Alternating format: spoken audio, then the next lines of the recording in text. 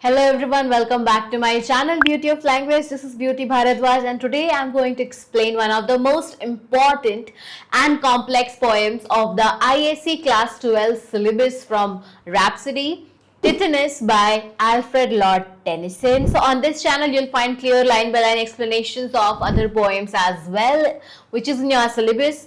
For quick summaries, themes and poetic devices, check out the shorts, and for detailed notes, visit my website beautyoflanguage.in. So watch the video till the end because I'll also be discussing the previous year questions and the questions that can be asked in the exams. Now what makes this video different is that you'll get a precise yet complete explanation focused on exactly what matters for your exam.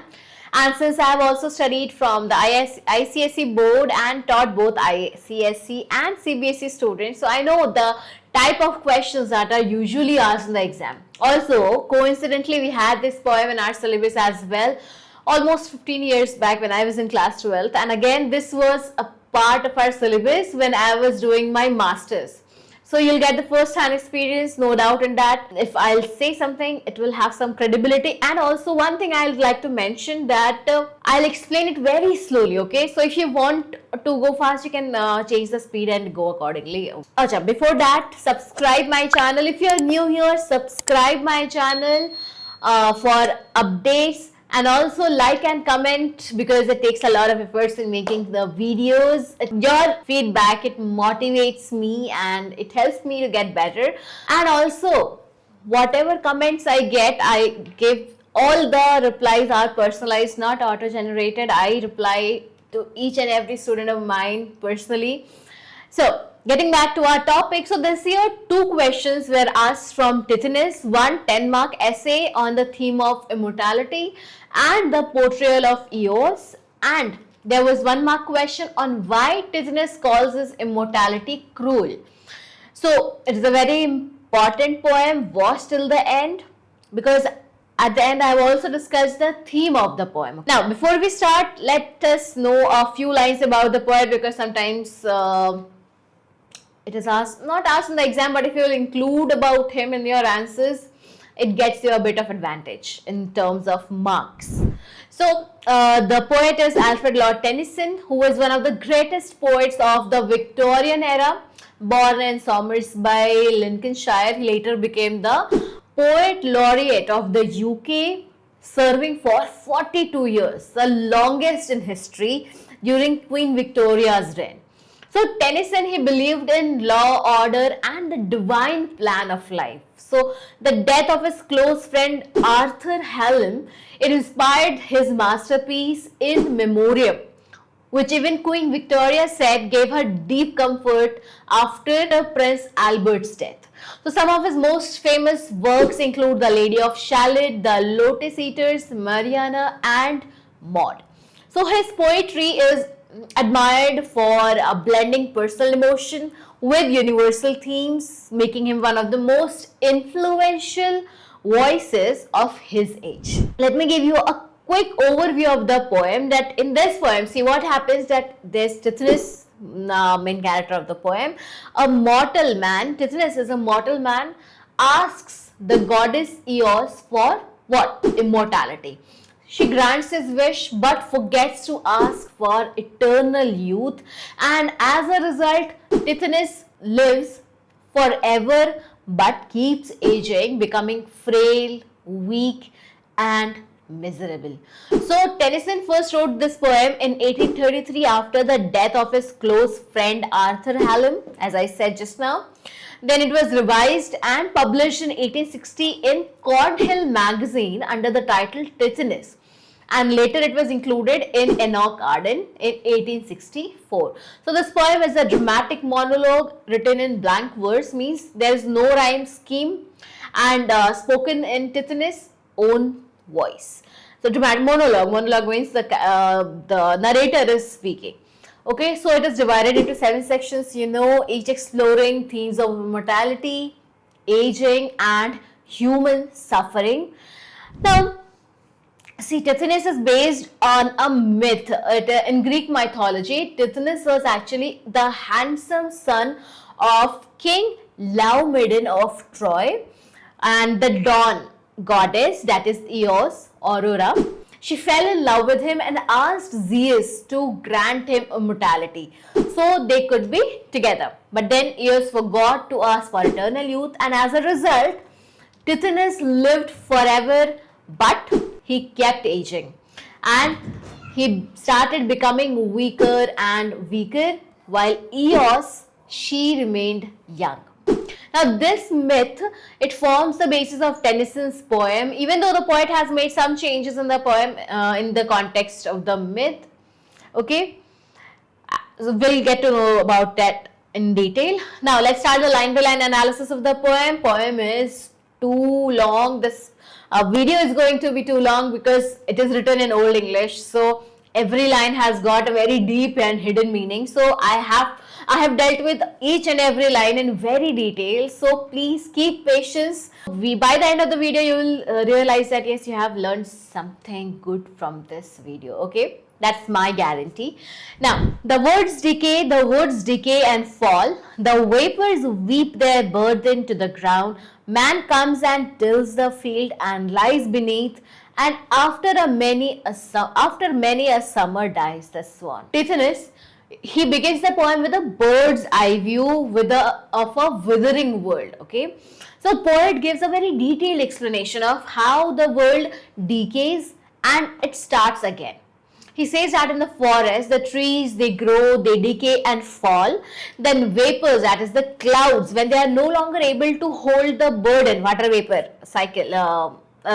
cycle, I hope you remember. When clouds, they are no longer able to hold the burden, it sheds the water to the ground in the form of rain. Then comes the man who is born on this earth. He cultivates the field and dies and is buried here itself on the earth. Then he says about the swan that they also die after many summers. So basically he's trying to say that every living being meets its end. Okay, अब चलो इन lines को थोड़ी और detail में देखी जाए. See, the emphasis of the woods decay and fall. So this repetition, it suggests that Tithonus has seen forest after forest rise and rot away, frail as flowers while epochs pass. So epochs means a period of time in history. Now this repeated phrase, the woods decay and fall, is a kind of melancholic means sad refrain that nature in its endless cycle is subject to what? Decline and death. So it shows the relentless nature, the continuous nature of time, and that death is inevitable. Nobody can ever escape death. Everything and everyone is going to meet its end. Now see, here you can be asked that which literary device has been used in the line the woods decay and fall. So which literary device has been used here? It is a repetition to emphasize the decay and decline of the woods. The vapors weep their burden to the ground. So here vapors means the moisture of the air, and burden means burden. Burden is basically the old word of burden. It means the vapors, they shed their burden to the ground and they are freed. In this line, poet has used the imagery of the weeping vapors. It adds a layer of sorrow, as if the skies themselves, they mourn the fate of all things that must eventually succumb to the gravity of time, which means they are eventually going to meet their end. Okay. So here weeping vapors is represented both literally as rain falling to the ground and symbolically as the sorrows of life. Also he personifies them, imagining that when the rain comes, they mournfully weep. Okay. And one more thing I like to mention, children, that I am using a bit of complicated words, not complicated, but yes, little bit more sophisticated words so that you can use these words in your answers as I said, it always adds to your marks, okay, the way you write your answers. That is why I have used the words like succumb, okay, refrain, repetition. So take notes of these words. It's very important. It adds a lot of weightage to your answer. Okay. Moving ahead. Man comes and tills the field and lies beneath. So here the man's short life on earth is compared to a farmer, which is temporary and inevitably ends with him becoming the part of the land he once cultivated. Okay. It also conveys the cycle of life and death and the polysyndeton. I don't know if you have heard this word or not in your school, but it is actually, polysyndeton is a rhetorical device which means it involves the repeated use of several conjunctions like and, or, but in close succession to connect words or to connect phrases or clauses within a sentence. Okay, so polysyndeton in the line, man comes and tills the fields and lies beneath. Okay, you can notice here how and is used 2 times to connect the different phrases of the line.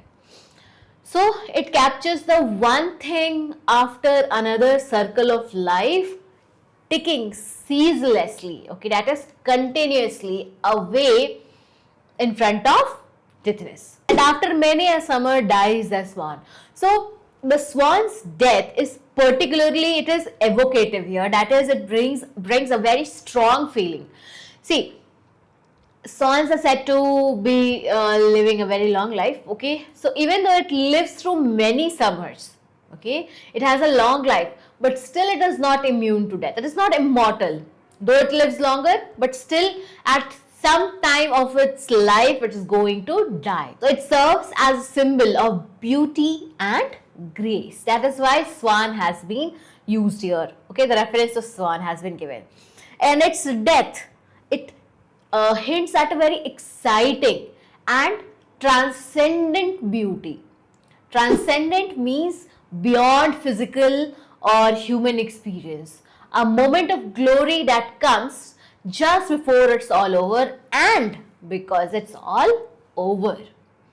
So his allusion to the swan, allusion is actually a literary device used to refer to something well known like a famous person, story, place or event without saying it explicitly. So the poet's allusion to the swan, which lives many a summer before it dies, is actually from an old legend that swans were said to be astonishingly long-lived, as I just said, and to be silent until the moment of their deaths. So before their death, they sang lovely, unearthly. Unearthly means out of the world songs.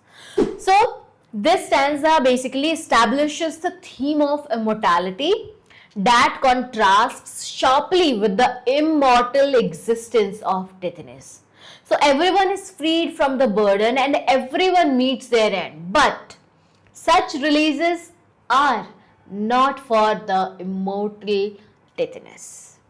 Moving on to the next line. Me only cruel immortality consumes, I wither slowly in thine arms. Here at the quiet limit of the world, a white-haired shadow roaming like a dream, the ever-silent spaces of the east, far-folded mists and gleaming halls of morn. So in this dramatic monologue, as I have already said, that it's a poem where it is spoken in the voice of a particular character, and here it is Tithonus. So he laments, he grieves over it, that while he knows the circle of life and death more closely than any other human being could ever feel it, but the thing is that he cannot participate in it himself. As he says, me only cruel immortality. So it means that death devours everyone else except him.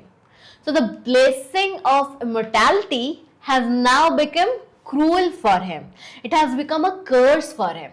See, devour means what? To eat not in the normal way of eating. For example, when you're very hungry and then you get your favorite food in front of you How are you gonna eat? You are gonna devour it, right? So that is what it is written here, devour.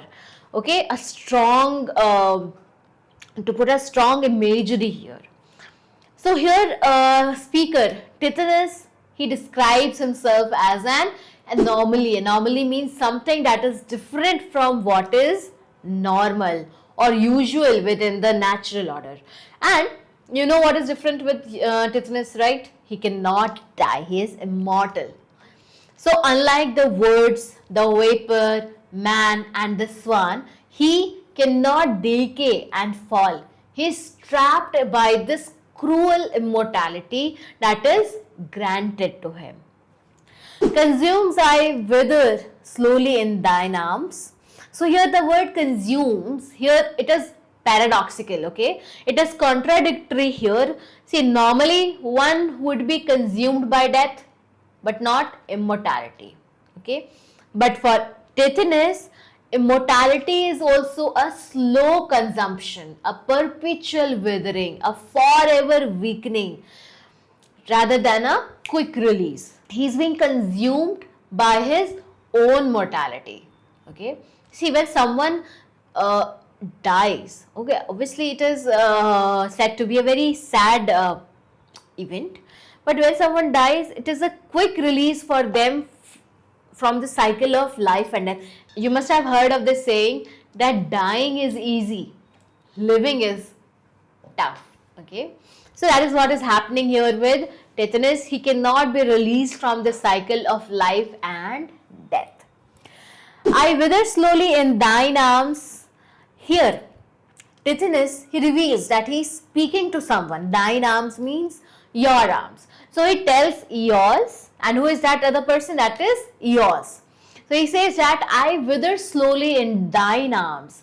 So you can imagine a sick bed where a sad visitor is embracing a loved one, okay, who is dying. But in this case, Tithonus is the loved one who will and will never, can never die, okay.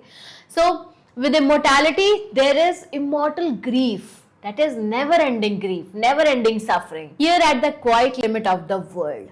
So it is said to be right on the boundary. So the world is talking about is the boundary between the mortals and the divine realms.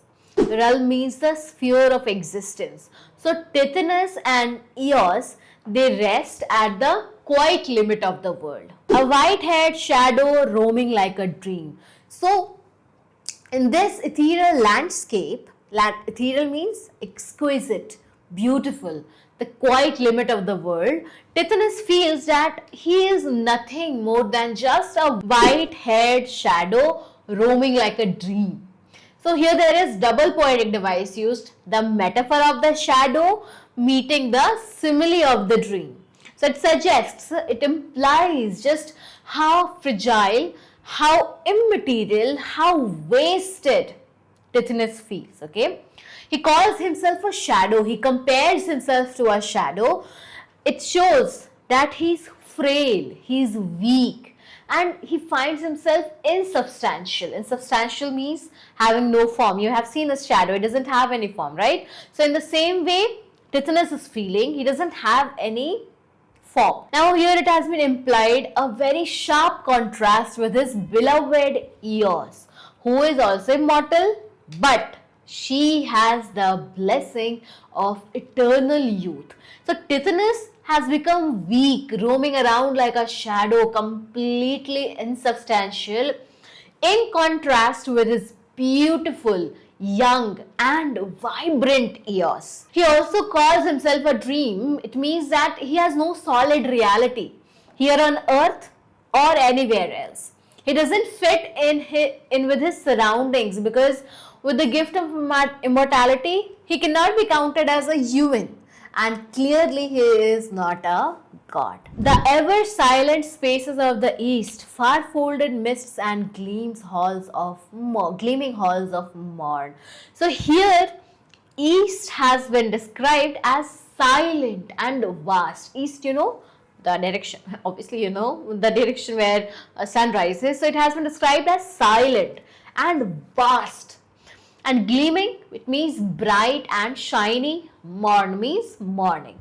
So the palaces of the morning where the goddess of the dawn, that is Eos, resides. Okay, she lives there. So Tithonus and Eos, they look out over an endless stretch of far folded mists. So these mists are layered one above the other like silks. Okay. So his comparison to a dream floating through ever silent spaces of the east, it is filled with the idea of liminality. Liminality means a state of transition between one stage and the next, especially between major stages in one life. So he is caught between the tangible world and some other ethereal realm, a place that is marked by the gleaming halls of Mord. Okay, it suggests that this unattainable beauty and renewal that dawn represents will be forever out of his grasp. So here you can be asked that what is the significance of far folded mists in the poem? Alas, for this grey shadow once a man, so glorious in his beauty and thy choice, who madest him thy chosen, that he seemed to his great heart none other than a god. So in these lines, he remembers his old days. Okay, he's kind of sad that when he was glorious and full of life. So Tithonus reiterates means he restates that he is a shadow now. In the previous lines also, we saw that he is calling himself a white-haired shadow. Okay, so he says that he is a shadow now, a grey shadow of the man he once was. He remembers that long lost man who was really something in his youth, so glorious in his beauty and thy choice, who madest him thy chosen. He says that he was glorious in his beauty, he was truly handsome, but he felt even more glorious for being chosen by the goddess herself, that is Eos. Okay, he feels even more glorious for being Eos's choice. Now, to be picked out as a goddess, a lover, to be her chosen one is a real flex, right? And I think this was enough to make any good-looking young man feel proud. Okay, so Tithonus insisting on choice and chosen here reflects just how much it mattered to him to be the one Eos wanted. Okay, now you can be asked here that how does Tithonus describe his former self in the poem? So these lines, which is said by Tithonus, it unearths the seeds of Tithonus's destruction. These lines reveal the beginning of Tithonus's downfall. So like a true classical hero, he has a tragic flaw, and that is hubris, which means the fact of somebody being too proud or fatal arrogance. So when Eos chose him to be her lover, he felt as if he were none other than a god. Obviously, anybody would feel that, with a great heart, puffed up beyond measure, swollen with both love and ego. So he was proud with both love and also ego. So the young Tithonus, he started to believe that he was something which he was actually not. So by trying to live up to his exaggerated self-image, what did he do? He ended up bringing a curse upon himself. I asked thee, give me immortality. Then didst thou grant mine, asking with a smile, like wealthy men who care not how they give. So these lines, it reveal the folly of both, the flaw on the part of both Tithonus and Eos. Tithonus recalls the fateful request he made to the goddess Eos, and what request was that? It was to be made immortal, okay, so that they can live together. Another mistake, what did he do? He imagined himself as a god. He was chosen one by the god, and he started thinking of being God himself. He started to demand the rights and privileges of God. That is why that is also one of the reasons why he asked for immortality. One to be together with Eos, and another he wanted to be God himself. Now, on the other hand, what was Eos' fault? Eos' mistake was that she forgot that his lover was a human. Then didst thou grant mine, asking with a smile, like wealthy men who care not how they give. He says that when he asked for immortality, Eos smiled and she gave away that immortality just like the careless generosity of the rich who give without considering the consequences or the nature of the gift. She granted him immortality कि ठीक है भाई तू ले जा. Okay, she granted him immortality but forgot that humans age. And Tithonus asks for immortality, and that's exactly what she gives him, not immortal youth. This introduces the theme of unintended consequences and the folly of wishing for more than what is naturally given. So you can be asked here that describe the circumstances under which Tithonus was granted immortality. Then also you can be asked that what similarity is mentioned between the grant of immortality to Tithonus and the way wealthy people give their money to someone. Okay. Now moving ahead to the next line. But thy strong arms, indignant, worked their wills and beat me down and marred and wasted me. And though they could not end me, left me maimed. To dwell in presence of immortal youth, immortal age beside immortal youth, and all I was, in ashes can thy love. Here in these lines, it tells us what happened after he was granted the gift of immortality. Till now we heard his story that how he fell in love with Eos.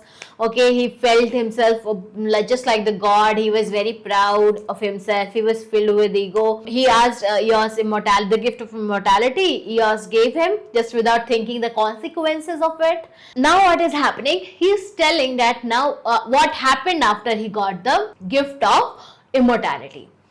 So, gift of immortality without immortal youth. Always keep this in mind. But thy strong arms, indignant, worked their will. So Tithonus remembers that when Eos granted Tithonus immortality, he soon realized his victory was very short-lived. Now Eos's servants, which are personified Ars, they got angry at the disruption of nature's order. Since Eos had forgotten to grant him eternal youth, the Ars, they took advantage of it and beat me down and mad and wasted me, and though they could not end me, left me maimed. So the Ars, okay, the servants of Eos, they were very angry, okay, कि अरे यार इसने तो ये natural cycle में तो ये रहा नहीं. But then when they knew that he has immortality but not immortal youth, they beat him down. Mad means अच्छी खासी चीज़ों को बर्बाद करके रख देना, okay, and wasted him.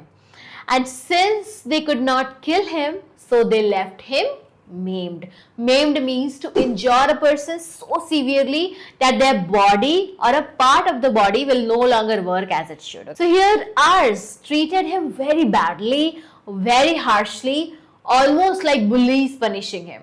As the goddess of the dawn, Eos is very closely related to time, right? The rising sun. So the hours are hers here. That is why he said, thy strong hours. Tumhare strong hours. Okay? To dwell in presence of immortal youth, immortal age beside immortal youth. So his repetitions in these lines painfully juxtapose immortal age with immortal youth. So it reminds the reader of a further irony that Eos, she has immortal youth. It reflects the paradox of sunrise. Tithonus, he ages but not die, whereas Aurora, that is Eos, she remains eternally young. And the dawn is unspeakably ancient. It is older even than the idea of time. The sun has been rising since time unknown. You know that, okay? But every sunrise is also is also totally new. ऐसा नहीं होता ना कि आज धूप बहुत तेज खिली है, कल को थोड़ी कम खिल रही है, उसके बाद थोड़ी कम. No, every sunrise is always totally new. It begins a fresh day, and symbolically it's the youth of that day. Okay, the very spirit of newness. So the immortal youth of Eos is perhaps the most painful thing that this withered Tithonus could have to live alongside. ऐसा होता है ना that he is aging day by day, he's getting weak day by day, but not dying. On the other hand, his beloved, his lover, Eos, she rises every day with a new vigor, with new vitality, with freshness. Obviously, उसे अच्छा तो नहीं लगेगा. He's jealous. Okay, he is not liking that now. All was I in ashes can thy love. His former self, the young and handsome man that he was, is now reduced to ashes. So it is a very powerful image of complete degradation and the finality that he can never achieve. Now Tithonus, he is forced to dwell in the presence of immortal youth. Now here he is referring immortal youth. Who is having immortal youth? Eos. So here in this line he is referring to Eos while he is in ashes. His never-ending age is made worse by the fact that Eos is completely untouched by time. Moving ahead to the next line. Thy beauty make amends, though even now, close over us the silver star, thy guide, shines in those tremulous eyes that fill with tears. To hear me, let me go, take back thy gift. Why should a man desire in any way to vary from the kindly race of men, or pass beyond the goal of ordinance, where all should pause as is most meet for all? Now see, in these lines, Tithonus is pleading with Eos to take her gift back. Thy beauty make amends, though even now. So he says, even now you can make amends. You can make the change of taking back this gift of immortality. He questions that whether the love and beauty of the goddess can compensate for the suffering, the pain, the torture he endures. Shines in those tremulous eyes that fill with tears. So as Tithonus remembers his downfall, that what he once was and what he has become now, so it obviously affects Eos, okay, who is there listening to it, and her eyes are filled with tears. Now the silver star here, it is Venus that guides Eos and is reflected in her tearful eyes. It signifies her regret and sadness over the fate of Tithonus. But even this moment of tender pity, okay, this moment of sadness is limited by cruel time. Tithonus observed that close over us the silver star, that is Eos's guide, that is Venus, is rising. So in other words, in simple words, you can try to understand like this, that Venus is visible when? In the morning. So the morning star is coming up. This suggests that the moment has come when Eos will have to leave him to bring in the dawn. Now you can be asked in this context that what does Tithonus compare Aurora eyes to? To hear me, let me go, take back thy gift. So in these moments, while she is still here and holding him, Tithonus begs her for mercy. He pleads with her, please take your gift back. But then there is no reply from her other than her tears. This passage, these lines, it implies that this must have happened many times before as well. He must have told her to take back the gift, and in return what she must have done? Just tears in her eyes. Tithonus knows exactly what the morning star reflecting in the tearful eyes of Eos means. It means that Eos is helpless. So this helpless silence of Eos, it is both tragic and ominous. Okay, so there is nothing she can do or say to her lover at this point. She must have said it all before, and for some reason it seems to be outside her power to take back her gift and let him die. All she can do right now is hold him and cry. So the question you can be asked here that what does Tithonus fear about Aurora's tears? Why should a man desire in any way to vary from the kindly race of men? Now, Tithonus, he doesn't really seem to expect an answer either, because the same thing must have happened before also. Since he does not expect an answer, so he turns away into his self-accusing thoughts. Okay, he's accusing himself, hopelessly asking why he ever wanted to vary from the kindly race of men. क्यों ही मैंने ऐसा करने को सोचा? Okay, to be something more than other humans. So his request with Eos to release him from immortality shows that he now he values the natural order of life and death, from which he has been excluded now. And even more importantly, he asks himself why he once was so keen, so desperate to pass beyond the goal of ordinance, where all should pause as is most meet for all. He thinks that why anyone would want to deviate or turn away from this human experience to go beyond the natural boundaries that are set for life. And from the first stanza, we can see that now he understands the life and death cycle of life, and also he misses not being a part of it now. And this is the reason why he begs Eos कि please ले लो अपनी gift वापस ले लो. Okay, he takes her to he begs to take her gift back so that he can join back the kindly race of men, so that he can be the same as any other human being. So you can be asked here that what is the significance of the goal of ordinance? Okay, moving ahead, a soft air fans the clouds apart. There comes a glimpse of that dark world where I was born. Once more the old mysterious glimmer steals from thy pure brows and from thy shoulders pure, and bosom beating with a heart renewed. So in this stanza, Tithonus is watching the sky right before the dawning of the sun and the coming of Eos. So in simple words, he is watching the sky before morning comes. So in the last stanza, we saw that Tithonus is lying in Eos's arm, but she has to leave because her guide, that is the morning star, is rising. There comes a change, a breeze fans the cloud apart. And then Tithonus catches a glimpse of that dark world where he was born.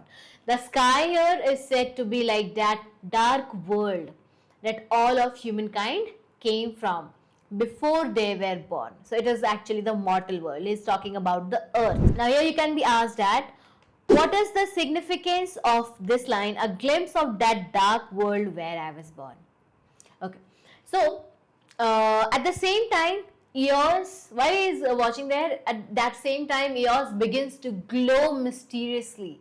Her glow is no mystery to Tithonus, of course. It is something he's seeing once more, and it's an old mysterious glimmer for him. So basically it is a mysterious side to him. Now pay attention here. See, Tithonus has seen this glow before, an old glimmer, okay? I was going to say glamour, okay? The old glimmer. But still he calls it mysterious.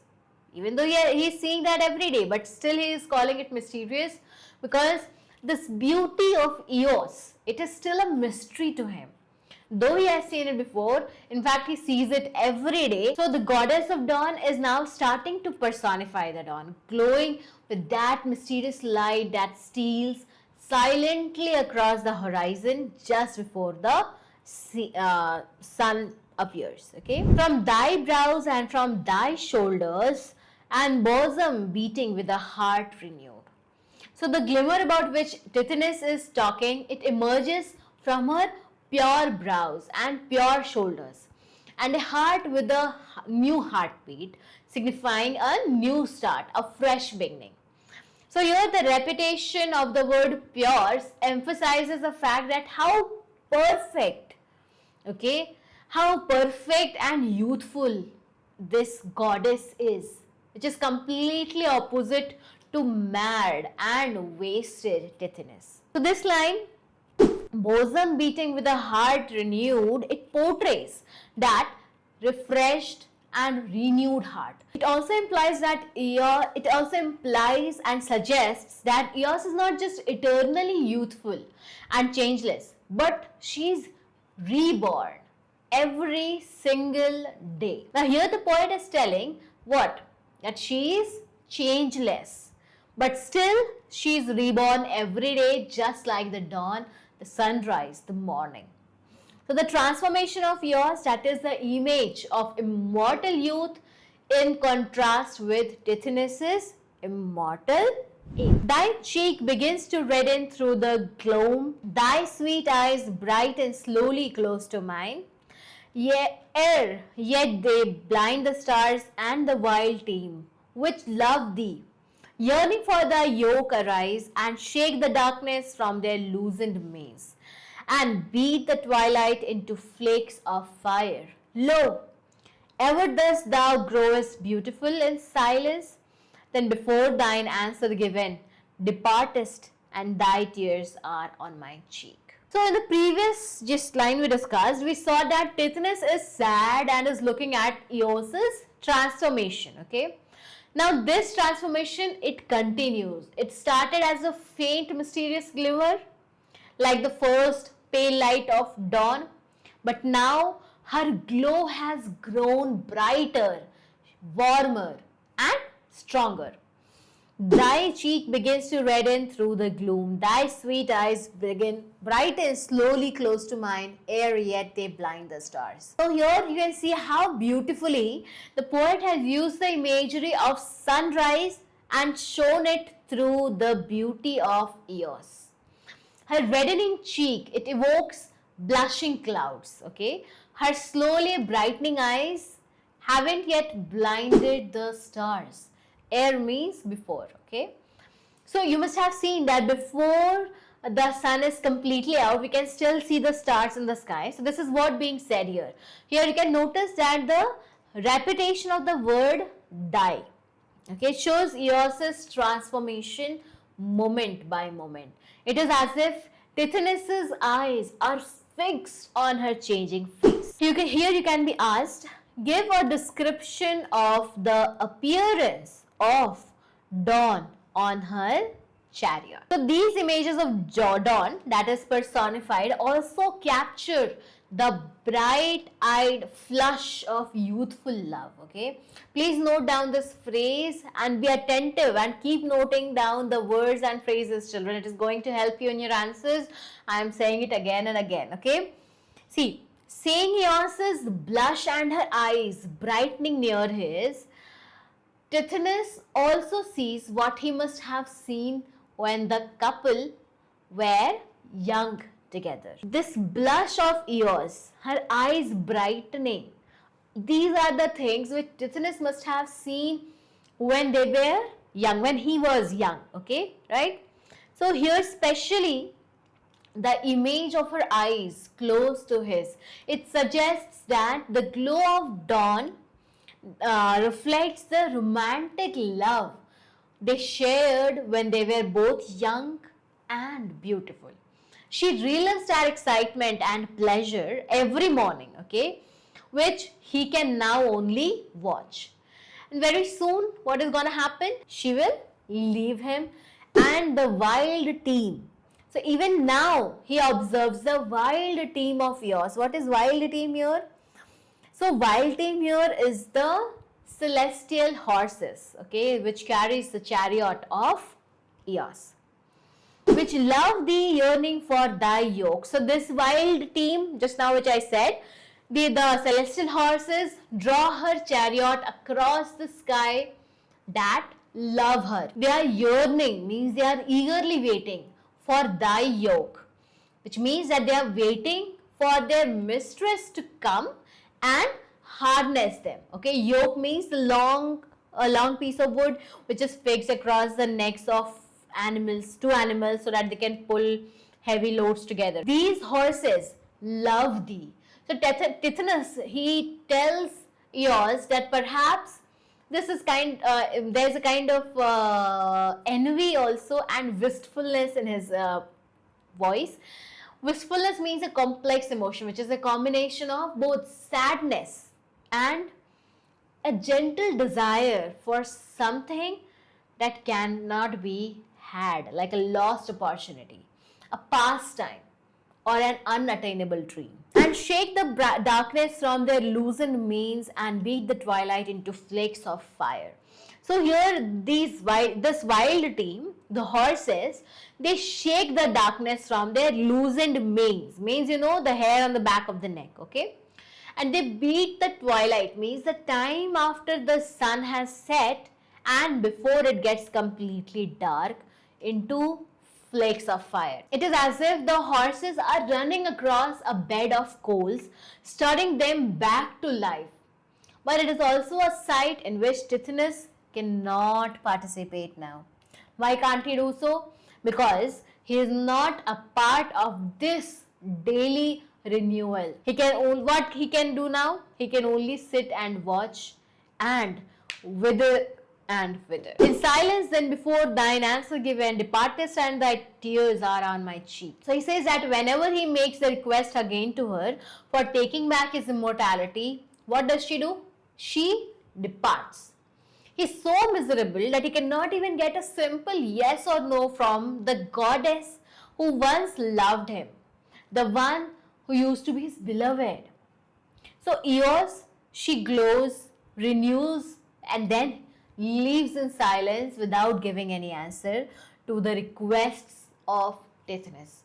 So Tithonus says that all she leaves behind her are tears on his cheek. Now their embrace, it doesn't lead anywhere. दोनों दुखी हैं, दोनों बातें करते हैं. He begs her to take back the gift of immortality, but she doesn't respond anything.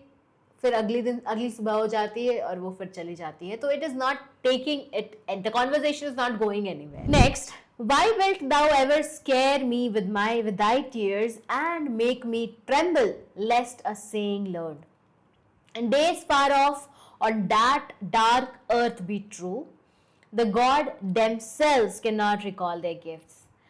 Ay me, what another heart, and days far off and with what other eyes I used to watch, if I be he that watched, the lucid outline forming round thee, saw the dim curls kindle into sunny rings, changed with thy mystic change, and felt my blood glow with the glow that slowly crimsoned all thy presence and thy portals. Why wilt thou ever scare me with thy tears and make me tremble lest a saying learned?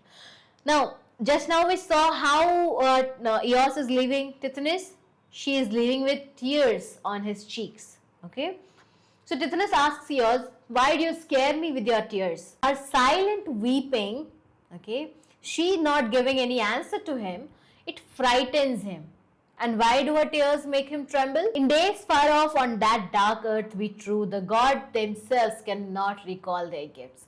It is so because he remembers a hearing saying that long ago, back in his life on earth, the gods themselves, they cannot recall their gift. So he's afraid that there is no way for Eos to take back what she has given. Eos is helpless.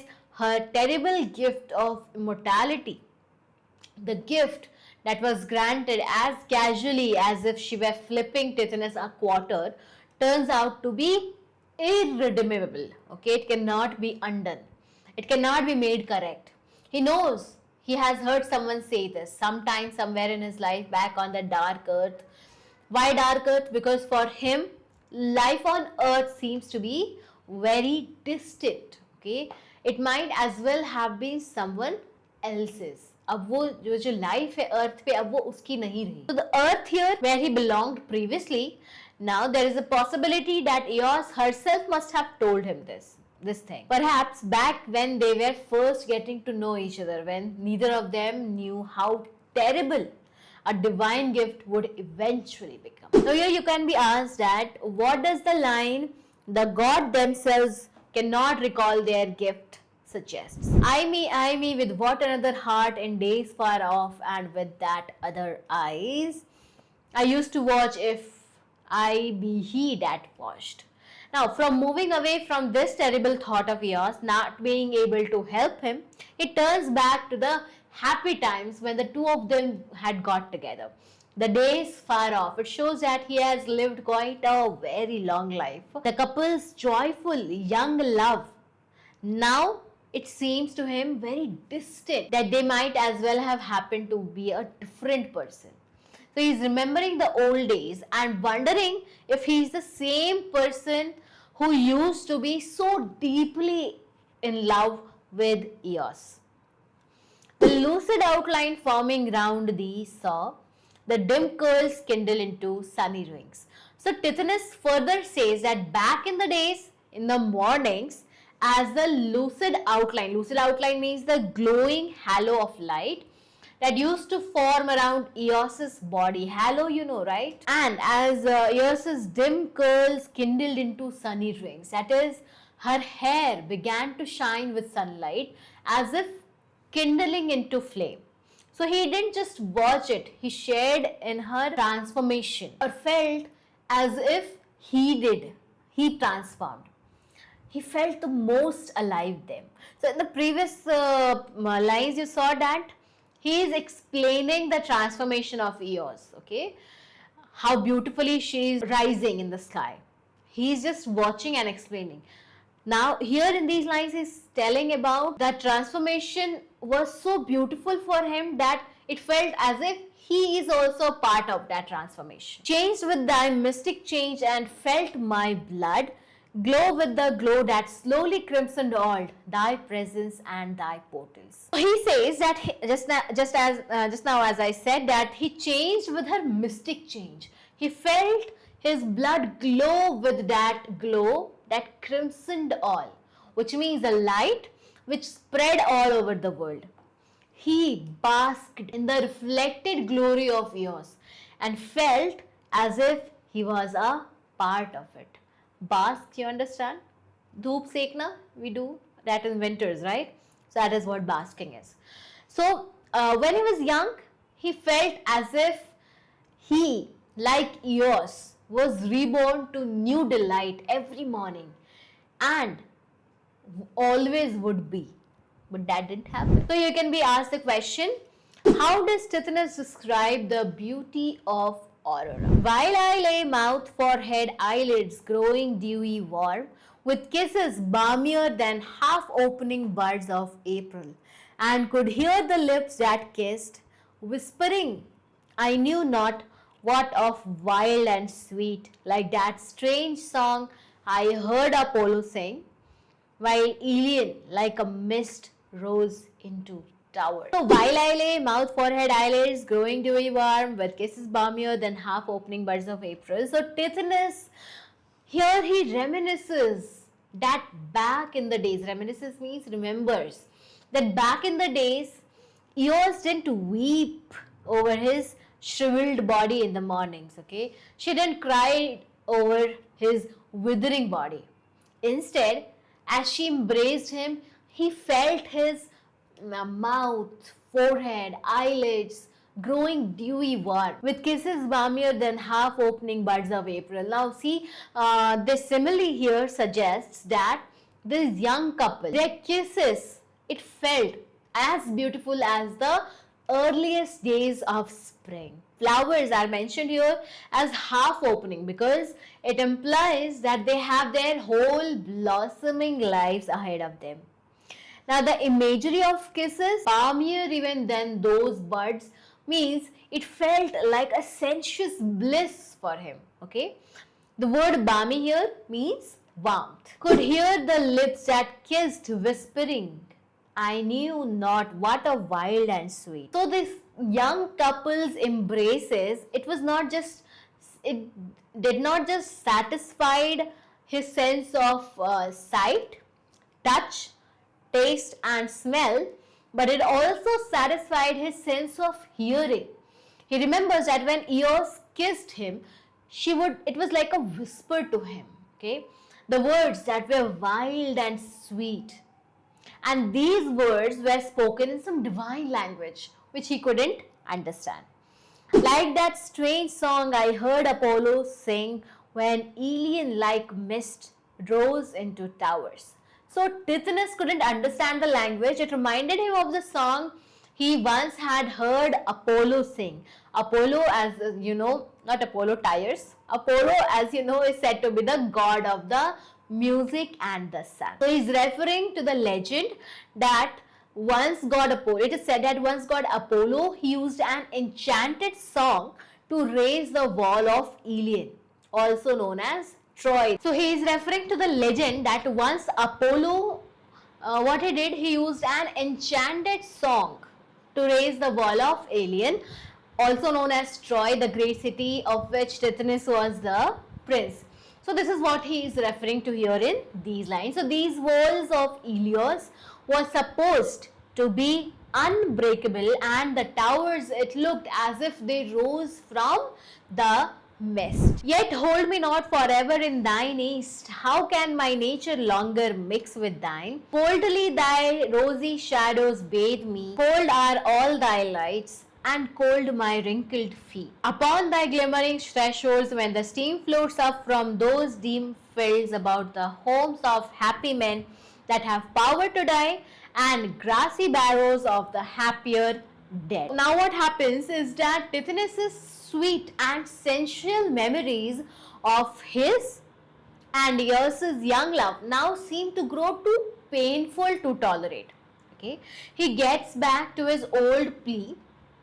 Okay, after reminiscing his young, beautiful, lovely days, he is coming back to the same plea that yet hold me not forever in thine east. It means that he's saying here, so please don't hold me forever in your east. He requests to let him go, to release him from her and her immortal world of dawn into an ordinary human death. So he asks her in a very sad, mournful, and in a complaining kind of way that how can my nature longer mix with thine? His eternal age and she's eternal beauty. So how can their nature mix, right? He asks, how long can his nature, that is neither a mortal nor an immortal, mix with hers, not being able to tolerate to be what he has become? A creature neither with mortality nor immortality, especially alongside Eos's true divinity, her eternal youth and vigor. So it was only for a moment that Tithonus escaped into his beautiful memories of youth, but then reality returns now, and this reality now feels even more cruel after his short moment of respite. That is a short moment of relief. He says, coldly thy rosy shadows bathe me, cold are all thy lights, and cold my wrinkled feet upon thy glimmering thresholds. It means that Tithonus, he does not feel for Eos the same way as he used to do in his youth. Her rosy shadows, her glow, the light of dawn, these things that once used to give him warmth, that once used to give him joy, now feels cold to him. He no longer enjoys them as he used to before. Her lights now, it feels like a cold bath to him that wrinkles his cold feet. So here you can be asked that what is the impact of Tithonus's immortality on his relationship with Aurora? Upon thy glimmering thresholds, when the steam floats up from those dim fields about the homes. So now he observes the steam that is rising up from the homes of men on earth. Okay, so the world of which he used to be a part once. Upon your glimmering thresholds, when the steam floats up from those dim fields about the home. Upon your glimmering, your shining thresholds. Thresholds means the ground at the entrance to a room or building. So he watches the steam floating up and feels and thinks that it is a privilege to be a mortal. He calls men the happy men. Why? Because they have the power to die.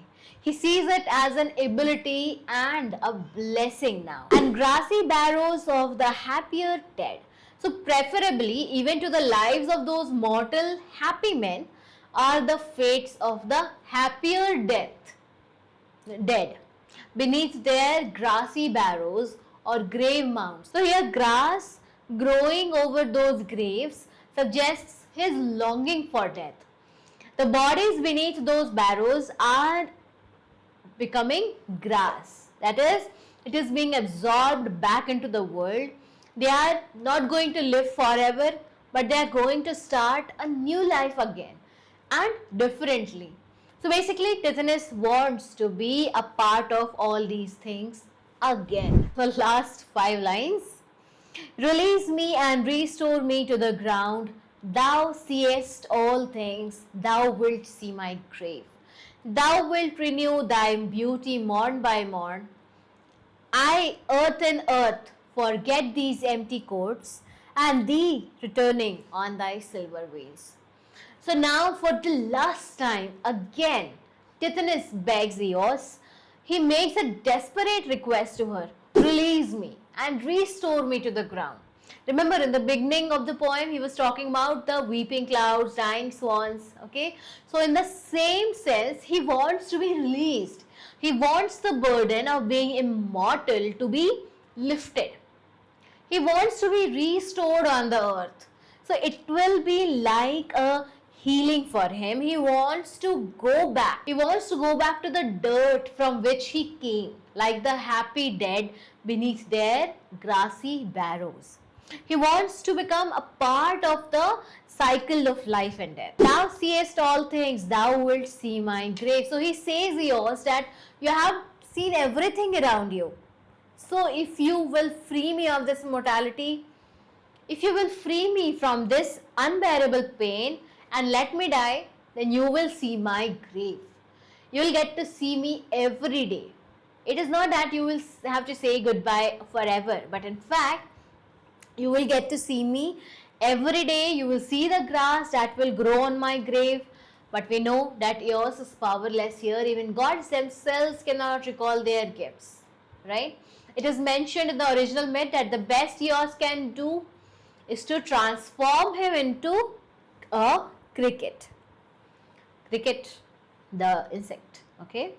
Thou wilt renew thy beauty morn by morn. I, earth and earth, forget these empty courts. So he says that you will renew your beauty every day, every morning. And you know why, right? Because she has eternal youth. He says you will have a fresh beginning every day.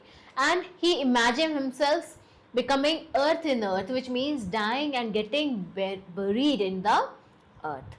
Whereas she will return on her silver wheels, that is the chariot of Eos. So in the closing lines, Tithonus doesn't just want to escape the empty course of heaven. He wants to die peacefully and fade into the earth. So in these final lines, Tithonus again requests to be freed. He laments over the fact, he grieves over the fact that Eos will renew every day. And that particular thing, that single thing, will remind him of his immortality and aging, because he can only age. And thee returning on thy silver wheels. So last line where he mentions that you will be returning on your silver wheels contrasts with the cruel truth of aging of Tithonus. He says that भाई तुम तो चली जाओगी और मैं यहाँ पे as होता रहूँगा. Okay, so she will renew every day, but he will age forever. Okay, so I know the video has been already very long, पर अब जब यहाँ तक आ ही गए हो तो फिर main themes भी देखते जाओ. What say? See, the first theme of the poem is mortality versus immortality. Okay, so initially Tithonus asked for immortality out of pride and love for the goddess Eos, but due to a lack of eternal youth, he is gradually trapped in a state of eternal decay, constantly tortured by the fact that even gods cannot take back their gifts. Okay, next is aging and decay. The old age and eternal decay of Tithonus is made even more painful because he lives with Eos and he gets to see her renew every single day. With her eternal youth, he is constantly reminded of his own withering body and loss of vitality. Next is lost love and isolation. So, even though Tithonus stays with Eos in her gleaming halls of Morn, but their love is no longer a source of joy. In fact, it turned into a constant torment, constant torture. The reminder of the fact that his mortal nature can no longer mix with her divine essence and her beauty, the beauty of Eos, it seems cold to him. Hubris and its consequences. Hubris, as you know, I have already said, it means excessive pride. So, the poem shows that the pride in a mortal's wish to be like a god. So, when Tithonus in his arrogance asked for eternal life, unknowingly he brought misery upon himself. So, एक खुद की vote खुद ही लगवा ली. Okay, so it proved that trying to rise above the natural human condition only leads to disaster. So I hope this poem was easy for you to understand. Like and subscribe and share among your friends. For the notes, visit my website beautyoflanguage.in. See you all in my next video. Till then, bye bye. Take care.